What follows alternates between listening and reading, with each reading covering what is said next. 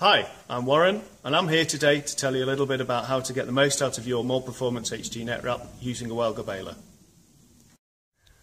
So all balers require net wrap tension to be set correctly, and we're going to show you a little trick on the Welger baler. So take the brake bar as if you're going to replace the roll of net wrap. Taking out the R clip, moving back the bar, letting the bar rest. So now that the brake bar is at rest, you should just be able to turn the roll of net wrap. If you've got too little tension on that brake, it's going to cause problems with cutting or spreading. Too much tension and the net won't feed through correctly. So the simple way to adjust this is undo this lock nut here and then turn the little brass nut just there. Turn it clockwise to tighten, anti-clockwise to slacken off. Once it's tightened correctly, tighten this bolt back up. So, if that roll brake needs a little bit of adjustment, this is all you need, 10mm spanner. This is how you do it. 10mm spanner onto this bolt here, slacken off, anti-clockwise, ever so slightly. Then, we adjust this brass nut here to tighten it tighter or slacken it off. This is too loose. This is too tight. We back it off just a little bit of friction just there.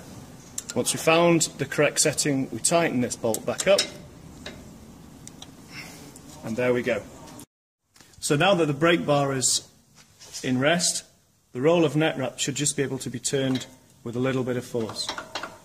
This roll is set correctly, a little bit of tightness on this brake disc here. Further fine-tune adjustment can be made to the brake system by reducing the links on this spring here that attaches to the brake bar. These are located on both sides of the net wrap box system. Okay, now that the brake's set up correctly, another important area of the feeding system on the baler is the feed rollers.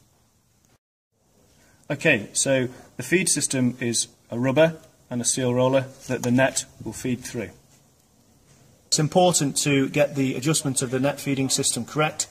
That's done by this nut on this thread. The adjustment is in the manual, and don't forget it's on the other side of the machine as well. Ultimately what we're looking to achieve is the perfect cut, and as you can see here, the net has been cut cleanly. If your net isn't cutting cleanly and you've made all the adjustments, you need to look at the anvil. Before handling anything around the cutting system, make sure that the safety device is in place by positioning this hook and chain so it stops the knife cutter bar going into the anvil. So inspection of the blade is dead simple by just slackening the bolts, and then the anvil will slide out. This is the cutter blade. It's a simple metal bar with a flat edge on it that needs to be kept nice and smooth to ensure good cutting of the net. It can also be turned to be used on the opposite side. It can also be turned that way to use that way, and then again that way. So in effect you get 4 different sides from this one simple blade. Don't forget that where the knife blade can go into the anvil, crop can get lodged and affect how well the net is cut. So there it is. 3 simple steps: the brake system, the feeding system and the cutting action. The 3 areas that you need to look at when setting up your net system on your baler, and you're good to go.